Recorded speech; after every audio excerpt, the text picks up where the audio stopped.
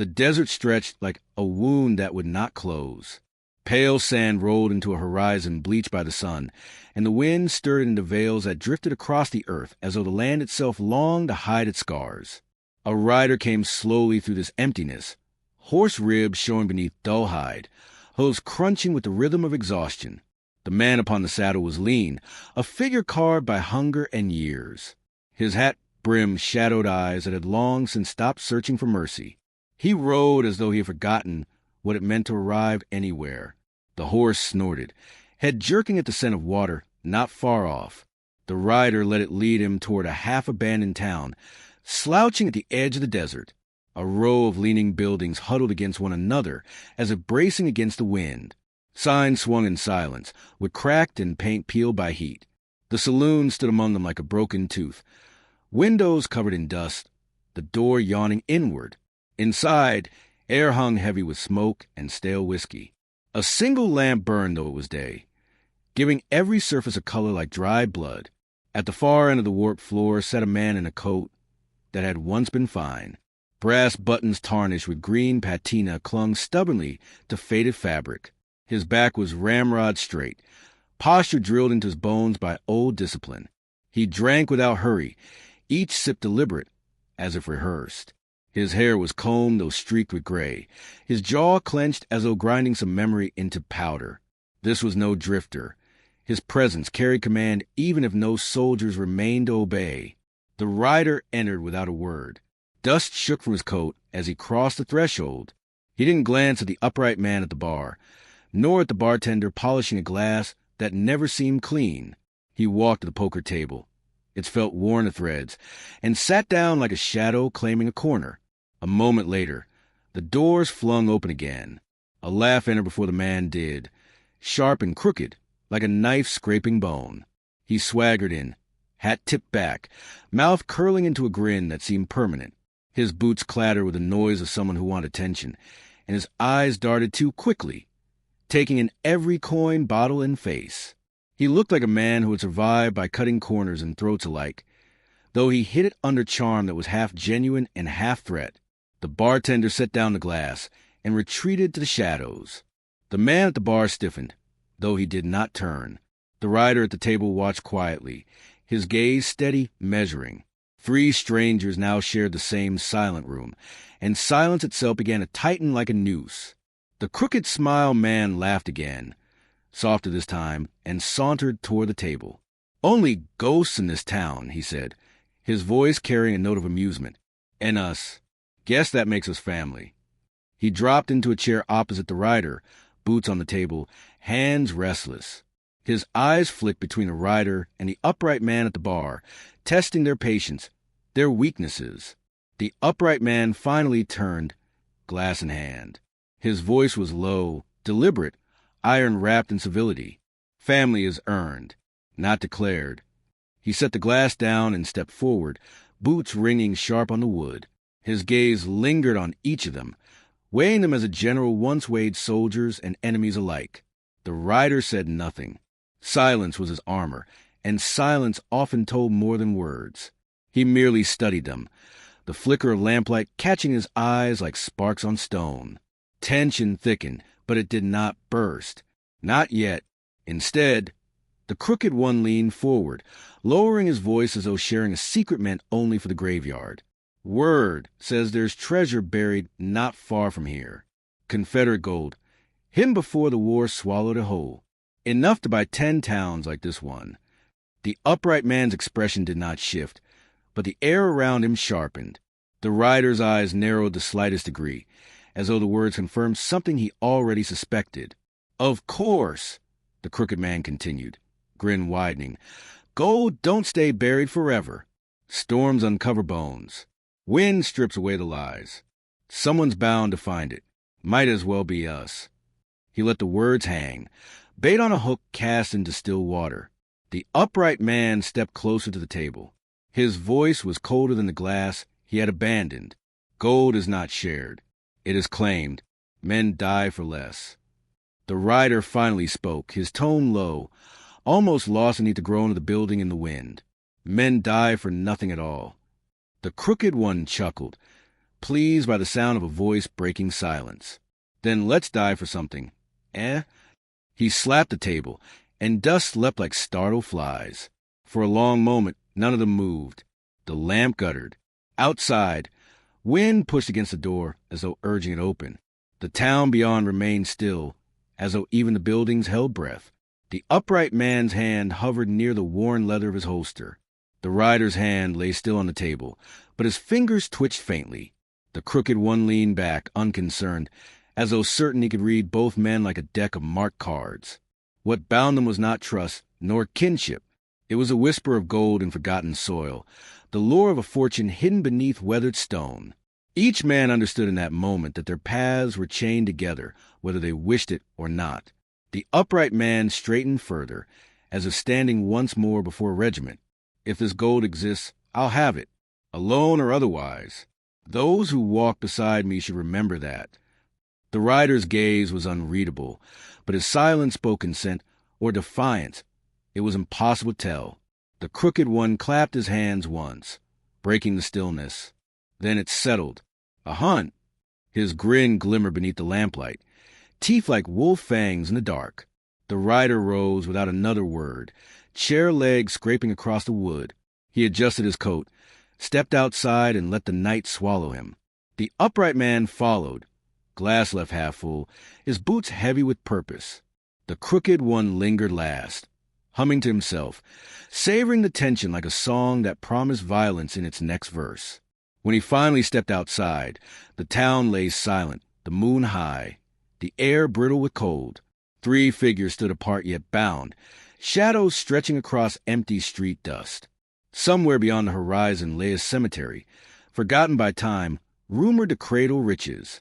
Somewhere ahead lay blood, betrayal, and the reckoning only the desert could witness.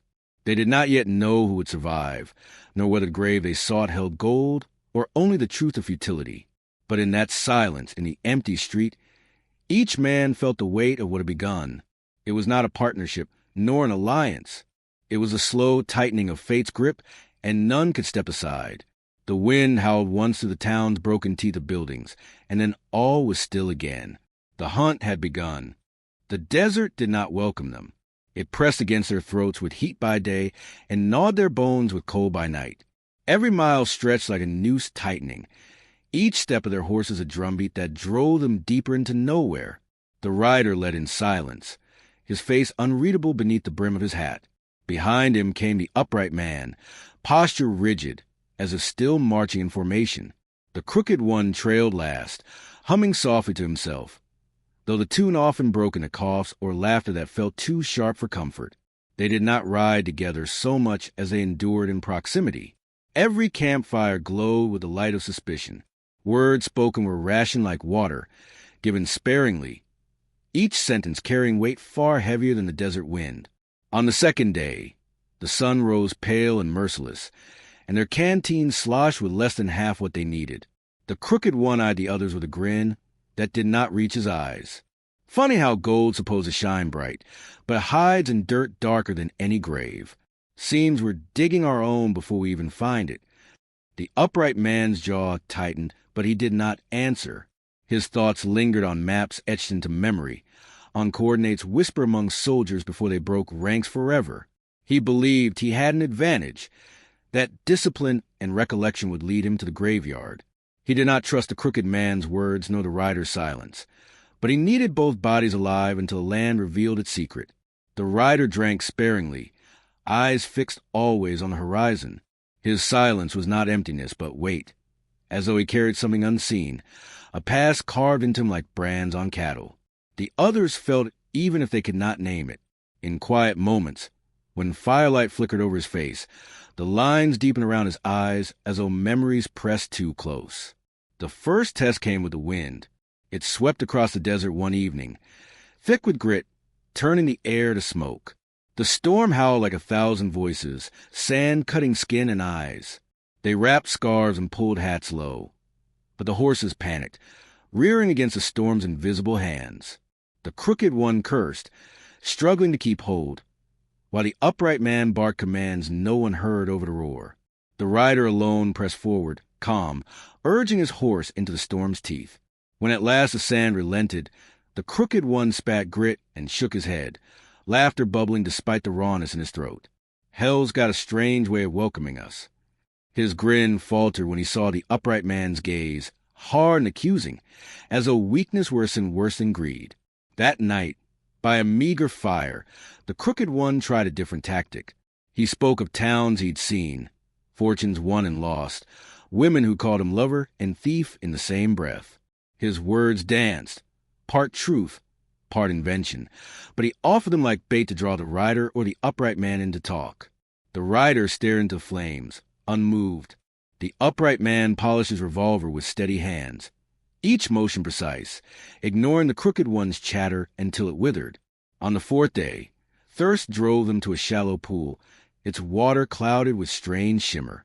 The crooked one leaned down, cupping water in his hands, but the rider's voice cut through for the first time since dawn. Poisoned. It was not warning so much as fact. The upright man crouched, sniffing the water, his soldier's memory recalling sickness that had swept camps where men had drunk from such pools. They turned away, lips cracking but alive. By the fifth day, distrust bloomed like rot. The crooked one carried his canteen close, clutching it as though it contained more than water. One night, when the upright man dozed, the rider's eyes caught the crooked one tipping something dark into another canteen. His hand moved quick, casual, but not quick enough. The rider's revolver whispered from its holster, the sound soft but unmistakable. The crooked one froze, grin flickering uncertainly. "Just a trick," he said, voice light, but sweat beaded at his temple. "Keeps the flies out." The upright man woke at the sound, hand going to his weapon, eyes narrowing at the sight of canteens in hand. For a long moment, the desert seemed to hold its breath. Then the rider lowered his revolver without a word, though his eyes told the crooked one the debt of that moment had not been erased.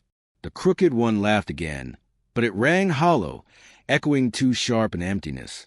He poured out the tampered water, letting it soak into dust. What's life without a little jest?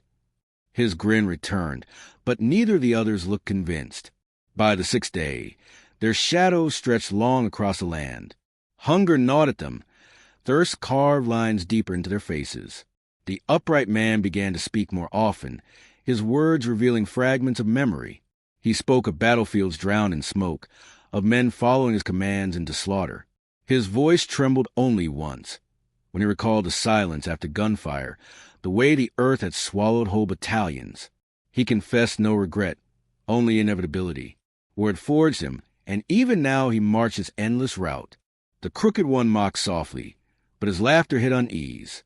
He told stories of his own, of near hangings, of women who betrayed him, of cards turned by luck's cruel hand. Yet beneath the bravado, a truth emerged. He had never belonged anywhere. Survival had been his only country. His words made the fire crackle louder, though perhaps it was only the wind. The rider listened but said little. Only once did he speak of his past. When the upright man pressed it with a rare question, "What drives you?" The rider's voice was flat, stripped of ornament. "A fire took everything I had.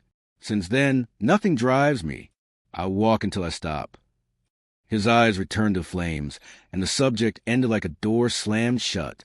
That night, as the stars burned cold above them, the crooked one whispered to himself, believing the others asleep, "Gold will change it all. It has to." The words carried less like ambition and more like a prayer. When dawn rose on the seventh day, the desert stretched wider than before, the horizon swallowing itself. But in the distance, faint against the haze, lay a line of crooked stones jutting upward. A cemetery, perhaps, or only ruins. It was too far to know, but close enough to keep them moving. The crooked one spotted it first, his laughter bursting loud, though his eyes glinted with something closer to desperation. The upright man sat straighter in the saddle, every muscle tense, discipline returning with renewed purpose. The rider studied the stones with calm resolve, his silence deep as the grave they sought. They rode onward, the cemetery allure that pulled them tighter into its circle. But even as hope flared, so too did the certainty that blood would be spilled before they reached it. None spoke it aloud, but each man knew the desert had tested them with thirst with storms, with poison. The true trial still lay ahead, waiting among the graves. As the sun dipped low, the crooked one's laughter broke again, sharp and unsteady. Almost there, boys. Almost rich. His grin widened, but his eyes betrayed him. They gleamed with hunger, fear, and something darker, as though he could already hear the guns of the side who lived to claim what lay buried. The wind shifted, carrying the scent of dust and stone, and the horizon swallowed the sun. Night fell, and with it, the land changed as they drew closer. The desert's open throat narrowed into a stretch where the earth swelled with low hills, their sides clawed by erosion as if time itself had been digging. Scattered stones jutted from the ground like bones pressing up through skin. Crows circled high above, their cries cutting through the silence with a note that felt like laughter and warning all at once. The rider saw it first, crooked markers breaking the horizon. They leaned at odd angles, some snapped in half, some buried almost entirely. A cemetery, forgotten by every hand but the wind.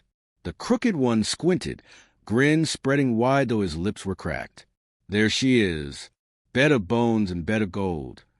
His voice carried triumph, but his eyes betrayed a flicker of unease. The upright man dismounted first, boots sinking into the dust. He stood tall even in silence, surveying the ground as though it were a battlefield. His gaze swept the rows of stone, his mind already cataloging order and disorder. The rider remained still a moment longer, eyes narrowed, feeling the weight in the air. Cemeteries carried a stillness unlike desert silence. This one hummed faintly, as if the graves themselves whispered their refusal to stay forgotten. They entered together, but not as one. The crooked one strode ahead, careless, hands twitching with anticipation. The upright man walked deliberately, measured steps, eyes marking every inscription carved into crumbling stone. The rider lingered behind, his boots crunching softly, gaze scanning the terrain not just for graves but for danger. Between the markers, the air thickened. Crosses leaned with age, names eroded to illegibility. Weeds clutched at stone, their dry stalks brushing ankles like skeletal fingers. The crooked one kicked them aside, muttering about maps and lies, searching for anything that looked distinct. The upright man produced a folded scrap from his coat, worn, faded, edges curled. Not a map in full, but a fragment, a soldier's note. His eyes traced lines only he could see, aligning them with the ground beneath his boots. The rider watched both, saying nothing. His silence was not detachment, but judgment. He had seen men cut each other apart for rumors. This was no different, only more desperate. The crooked one dropped to his knees at a sunken grave, clawing at the soil with bare hands before stopping, panting. Not this one. Damn it! He spat, wiped his hands on his trousers, and moved on, muttering half-formed curses. The upright man read each stone carefully, lips moving soundlessly. He touched one, then another, as though aligning them in his memory's geometry. His patience contrasted sharply with the crooked man's frenzy. Hours slipped beneath the lowering sun. Sweat stained their shirts. Dust clung to their throats. The rider finally stopped before a marker that differed subtly from the rest, set slightly apart, its inscription shallow and half-faded. He said nothing, only stared. The upright man followed his gaze, stepping close. His breath caught. The crooked one noticed too late, rushing forward. That's it, ain't it? Has to be. His grin cracked wider, desperate, wild. The upright man blocked his path with a single step, hand falling near his revolver. Stand back. The crooked one froze, laughter bubbling uncertainly. Don't play righteous now, soldier. You ain't keeping this for yourself. His hand twitched toward his belt, but the rider's quiet presence froze him. The rider had not moved, yet his shadow seemed longer, heavier, as though the earth itself leaned toward him. The crooked one hesitated, then raised both hands, feigning calm. Fine, take your turn, but that hole belongs to all three of us. The upright man knelt, brushing dirt from the stone. His jaw tightened as he deciphered the faint lettering. It matched his fragment, almost perfectly. His certainty burned in his eyes. This is the one. The crooked one let out a sharp bark of laughter, triumphant, though it bordered on hysteria. Knew it. knew the stories weren't just smoke. He stepped closer again, hunger shining in his eyes. The rider finally spoke, voice low. "You sure?" It was not doubt of the stone, but doubt of the men standing there. His words hung, heavy. The upright man met his gaze, steady, unwavering. "I'm sure." They stood around the grave, the three of them forming a triangle of suspicion and hunger. None moved to dig. Not yet, because gold was not just metal buried under stone. It was a promise of betrayal waiting to be triggered by the first shove of dirt. The crooked one licked his lips, crouched as if ready to strike, then thought better of it. He straightened, hands spread. "So we're here, but how we open it?" His words faltered when he caught the look in the upright man's eyes. Cold steel lived there, a warning that the wrong move would end in blood. The sun sank lower, bleeding across the sky. Shadows of stone stretched long, crossing over one another like tangled veins. The air grew cooler, but the tension burned hotter. At last, the upright man spoke, voice flat. "We dig together. If one falters, the other two finish him." The crooked one let out another laugh, softer this time, forced. "Fair enough, fair as it gets out here." He crouched, pulling a knife from his belt, and began scraping at the soil. The rider watched a long moment before joining, using his hands to scoop earth. The upright man joined last, precise and unhurried. They dug in silence, save for the scrape of knife, the crunch of dirt, the rasp of breath. Every inch revealed nothing but more soil, but none stopped. Sweat darkened their clothes, muscles strained, but greed drove them deeper. When at last they paused, the hole waist deep, the crooked one leaned back, panting, grin wavering. "She's down there. I feel it." His voice trembled on the edge of hope and madness.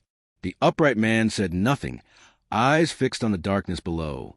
The rider's expression remained unreadable, but his fingers rested near his revolver now, as though he knew the next layer of earth would not reveal gold but violence. The last shovelfuls of dirt loosened under their hands. The crooked one laughed, high and unsteady, as the edge of a wooden box emerged, rotting, its boards fragile with time.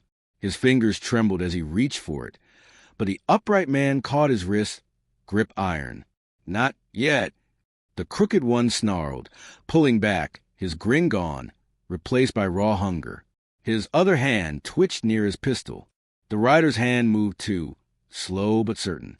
For a moment, the three of them froze around that half-uncovered box. Sunset burned behind them, graves casting long shadows that merged at their feet. The air felt like gunpowder waiting for a spark. Then the upright man released the crooked one's wrist. "At dawn," he said, voice sharp with command. "We open it at dawn, not in the dark." The crooked one laughed again, but it was hollow. "Afraid of shadows, soldier?" The upright man did not answer, only climbed from the hole and stood, tall against the bleeding horizon. The rider followed, climbing out in silence. The crooked one lingered, staring down at the box as though afraid it might vanish if he looked away. They camped among the stones, firelight flickering over carved names, over earth they had disturbed. The crooked one's laughter came in short bursts, sharp as breaking glass. The upright man polished his revolver with steady hands. The rider sat apart, eyes fixed on the fire, though his thoughts were elsewhere. Dawn broke slow, bleeding pale light across the cemetery. The stones cast long, skeletal shadows over the disturbed earth, and the air held that brittle silence that comes just before violence. 3 men stood at the edge of the open grave, their bodies drawn tight, each aware that the box waiting in the dirt meant more than gold. It was a measure of who would live and who would not. The crooked one crouched first, brushing dirt from the lid with hands that trembled from equal parts hunger and fear. His grin returned jagged and desperate. "There she is. Riches, gentlemen. All we bled for, all we burned for." His voice cracked under its own weight. The upright man stepped closer, revolver resting easy in his hand, though the barrel did not rise. His eyes were cold, controlled, but inside his chest the old drum of war beat quickened. He had seen fields filled with bodies for promises far smaller than this. He knew gold was just another uniform men killed to wear. The rider said nothing. His silence was a knife honed sharp by years, and his gaze was steady as stone. He watched not the box but the men, as if the wood and rusted nails meant less than the choices about to be made. The crooked one wedged his knife under the brittle lid. The wood groaned, cracked, then gave way. Dust exploded upward, dry and sour. He coughed, waved his hand, peered inside. His laughter started low, then climbed, wild, unhinged, empty. Empty as a priest's promise. The upright man shoved him aside, staring into the hollow box. Inside lay only bones, yellowed and splintered, fragments of cloth long rotted away. No gold, no fortune, just death that had waited decades for company. The crooked one's laughter didn't stop. He stumbled back, doubled over, cackling as though the emptiness were the richest treasure of all. We killed ourselves for nothing. You hear me? Nothing. His words cracked against the stones, bouncing back at them. The upright man's hand tightened on his revolver. This was never about gold. It was about men chasing shadows. His voice carried anger, not at the absence of treasure, but at himself, for believing, for marching this last campaign into ruin. The rider's voice came low, steady. Gold or not, one of us was always meant to die here. His hand hovered near his holster, fingers twitching like a snake tasting the air. The crooked one's laughter stopped.